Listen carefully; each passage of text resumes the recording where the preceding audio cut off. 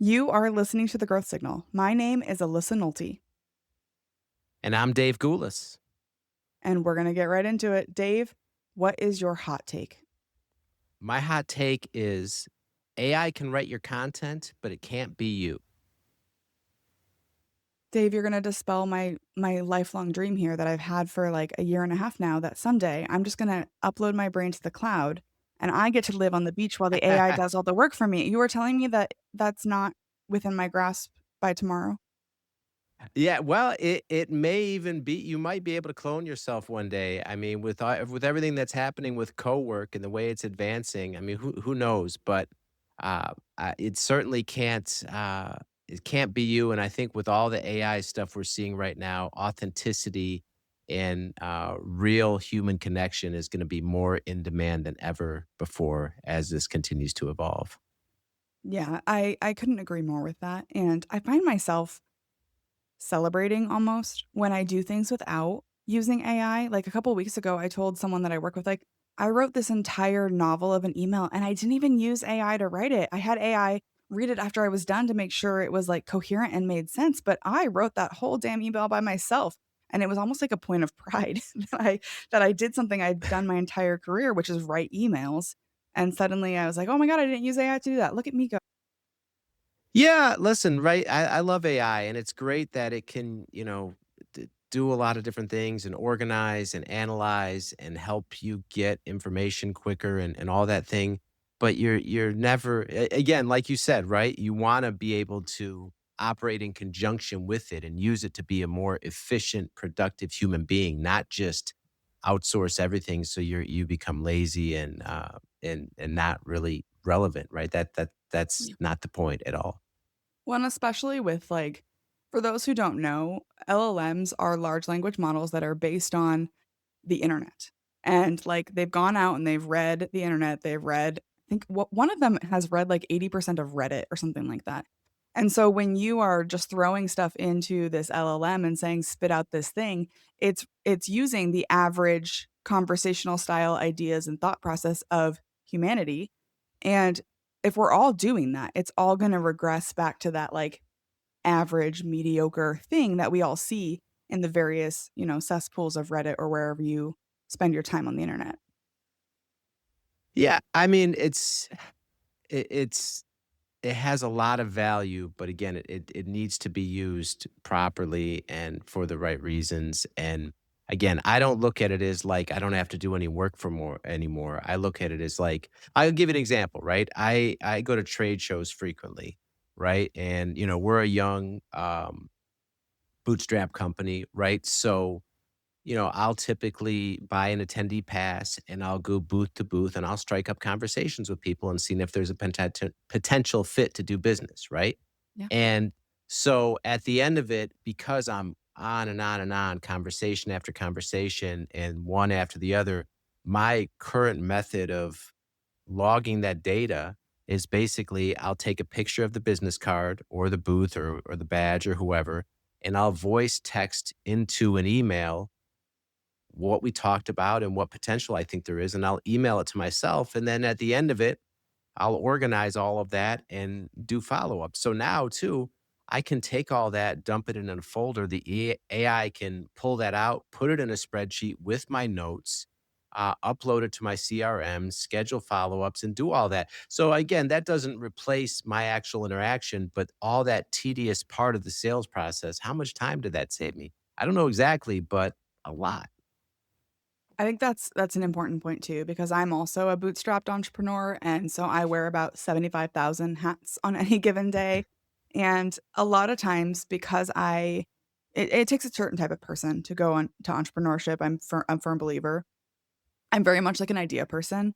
Like I have people who literally will check in on me and be like, "So, what business did you invent this week? And what's new?" And you're kind of like, "Oh, we could do this." And I struggle with the execution piece of it sometimes. And I've done that same thing because when you're, a company that doesn't have $1 million in VC backed funding, you go and you do the scrappy things. Like you go to a conference and you walk around and you reverse sell to the people who paid for booths to be there.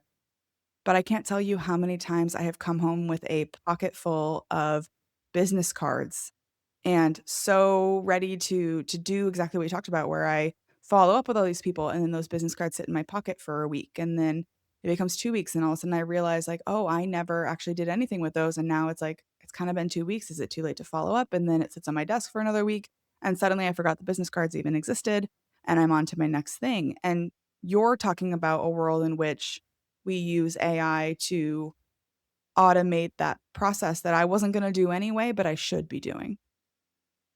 Yeah. Yeah, absolutely, right? And that's part of it too is automating tedious work or just things that are it's not a high level task necessarily like organizing all that data, but it's an important task in terms of it needs to be done to get to the next step. So if you can automate that with AI, why wouldn't you? What do you think is, if you're going back to your original hot take where, AI can write some content for you, but it can never be you. Why do you think that there is so much AI slop out there? Because people are just trying to pump out like stuff because the algorithm rewards frequency, but it's not authentically them. So therefore it rings hollow and it doesn't ring true. So why are people doing it if we kind of generally agree that AI is not going to replace you? Yeah, what I think there's a lot of follow the leader out there. I think just the process of actually creating content, right, is it's work, right? So Yeah. if people see a shortcut and they just think, "Oh, great, it wrote this whole post and you know, that it's done for me and I can just put it out," and maybe even they see some modest results, they just go with it. So I mean, I think, and again, right? Everyone's trying to be, on social media and omnipresent on LinkedIn and do all, entrepreneurial wise. So I just think a lot of people see that as like a cheat code and a shortcut. But like you said, right? If it's not authentically them or it's not providing any real value, um, and then too, right? As that's been happening over the last couple years, we're like drowning in this sea of information, right? To where so much of it is just not being paid attention to, getting overlooked, and the natural response. And it's almost like it becomes, it's like the vet. If being that it's everywhere, like generic stuff like that doesn't hold the same value. So it's like people. I think people are craving more and more human connection, realness, authenticity, and they wanna know because again, the AI stuff is everywhere, so, like, they wanna know who are you really? Yeah. And to your point of people are looking for that authenticity, I think the next layer down that people have to really think about is in order to be authentic, you have to be a certain degree of vulnerable in that because if you're let's say you're authentic, and I had someone on the show a couple of God, it must have been like almost a year ago now. And his hot take was essentially something like, let your freak flag fly. You'll find the people who align with you and who care about the things that you care about. But that is absolutely scary in this world of like virality where you might post something and the wrong person misunderstands it or, the wrong person understands it perfectly and just doesn't like it. And you end up in a situation where authenticity is punished. We see this all the time across the internet, across swaths of the internet.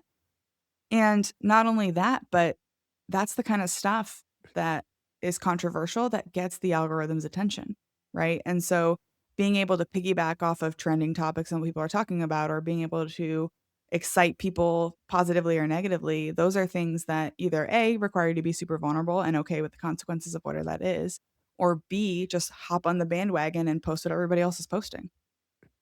Yeah, no, that's a very good point. Very good point. I think luckily, uh, at least from my perspective, like the whole cancel culture thing has really died down over the last couple of years where you're not I mean that was certainly a scary time for people, right? Like you said, if you say the wrong Yeah. thing or people took something the wrong way, that you're canceled. It's just Right. like, right? So that was a real thing. So yeah, but you're absolutely right. Like being vulnerable and being yourself, right? Yeah, and there's a reason that um, that not everyone is gonna be be for everyone, right? Not everyone's gonna like everything you say. That we're all different, right? We all have our likes and dislikes, and that's okay. But like you said, if you are authentically you, the people that align with that and the people that like that and that are meant to hear that that's who you're gonna attract. Talk to me about your experience because I understand you have a podcast that that talks about entrepreneurship. How is our entrepreneurs, especially bootstrappers like us, how are we getting advantages from AI without letting AI become kind of our like anti-authenticity shield? I mean, just okay, so the podcast itself, right? So I host a podcast on entrepreneurship. I've been doing it 2.5 years, and the whole premise of the show was spotlighting what the real entrepreneurial journey is like, because so often, at least I thought it was, like, glamorized on Instagram and all this stuff, and it's like fast cars and vacations, and everyone wants to be an entrepreneur. The reality is, yeah, there's certainly you can do well, and there's certainly like the those types of spoils available, but at the same time, there's a lot of pain and suffering, and it's Yeah. anything but glamorous the vast majority of the time for most people. I mean, that's just the truth, right? So I interview a wide variety of them, and they talk all about the challenges, the setbacks, the bankruptcies, the going out of business, the just the pain and everything that they went through, and many of them have gone through that and come out successful on the other end. But the best part about it for them is the person they've become, the journey, like the actual experience. It's never like the house, the car, the whatever, right? Yeah. So it's more so like highlighting that and letting people get a backstage pass to that. But so when I started, I knew nothing about podcasting. I had no experience. Uh, People were like, "You're starting a podcast? What?" Like, people that knew me, and but so using AI can help you with, summarizing it, can help you with generating titles and thumbnails, can help you with, all sorts of automation where if you don't have a full production team or you don't have experience doing all that or you don't have, unlimited time during the week, you can actually pump out a lot of content in a short, efficient way, leveraging these tools. So as an example, but again, it's still I'll take that and then I'm still gonna critique it, I'm still gonna adjust it, I'm still gonna put stuff like a title or a thumbnail, kind of my take on it, but it's generating ideas and it's automating a lot of the stuff that otherwise would take a very long time. So, I mean, that's how I see it, is using it in ways to shortcut a lot of the tedious tasks, but I'm still connecting with people, I'm still doing the actual interview, we're still having a real conversation. It's just a lot of the busy work with it can be automated. Yeah, to your point, when Notebook LM first came out, and I'm not sure if you're familiar with that, it's like Google's AI concept. It's like a Gemini built in, you upload your own sources, and then it can actually generate what it calls podcasts. It's meant to be like a study tool for students. So you upload all of your biology, handouts or notes from your college class, and then it generates a podcast to like teach you about what's in those notes. Super cool, right? And so I toyed with the idea for a while there of taking like articles that I had written on Substack or wherever I was posting my content and actually turning them into AI generated podcasts. And I did that a couple of times and people generally liked them, but I found they got a lot less engagement than my actual episodes where I was like a real person behind a microphone. And you couldn't tell that this was AI. I mean, like it was really good conversational audio, but it was something about the experience and whether people, I don't know if they couldn't put a pin, like put their like finger on it, but something was off about it. And I stopped doing it because they weren't getting engagement. And then I started to worry like, is this gonna tarnish my brand that people are listening to a AI podcast? And, am I gonna get blowback for that, right? Like that same cancel culture. But we also see that there's a lot of music on Spotify that is actually AI generated. It's written by AI, it's sung by AI, the music is by AI. And so I worry, like the thing that keeps me up at night as an entrepreneur who my entire business is around how do we build relationships with customers? Are we gonna have a situation where we have to really take a step back from what technology can do, which is simulate humanity and pretend to be a famous country artist? And should it do it? And should we tolerate that? And should we get upset when we come across something that is not really human? Or is that okay? Is it just the way of the future? Well, yeah, I think we're certainly gonna come across that stuff. I mean, I see it in a lot of different industries, and I remember this was probably at least a year ago, maybe even longer. I was on someone's show and they were like, "Hey, check this out," and it was like an AI recording of like a person describing he interviewed me, I was on his podcast, and he was using this to promote it, and it was like she was talking to her friend, and "Yeah, did you hear what Dave said? He used to do this, and then he Yeah. did this, and then he started this," and it's like, "Wow," and it would literally it summarized the thing, but then it put a human kinda describing it to their best friend, and it sounded very real. It Yeah. sounded like so I'm sure you're gonna see more of that, but I just and it's funny too because I people are trying it. Big company. I have a story that summarizes this perfectly. Right, people are already trying that. Where it was a travel brand, and I had a membership, and there was some kind of issue because I had two accounts, and they're like, "You got to call to get this figured out." So I called, and they had outsourced their whole um, customer service team to this AI bots, and the bot was not pronouncing my name right, couldn't understand the issue, and refused to transfer me to a human. And it was so, like, frustrating that I just hung up and I ended up buying a new membership at full price and just to move on. But it's like, Yeah. so you talk about tarnishing your brand, like, what is that doing to their brand if that's the customer experience? Because I'm sure that's happening over and over and over every day, right? And someone somewhere thought, and this is like a $700 million company, right? So someone said, "Oh, well, this is great. We can just outsource to AI, and we're going to cut these expenses, and it probably looked great for their quarterly earnings or whatever." But the reality of implementing that, if it's not done intelligently, it's gonna backfire on people. So, I think you're gonna see a lot more of that, but the whole point is, you gotta use these tools to become better and to evolve, and for all of us to evolve and do higher level work and be more productive and be better versions of ourselves and not just, take the lazy way and use it to outsource all the work.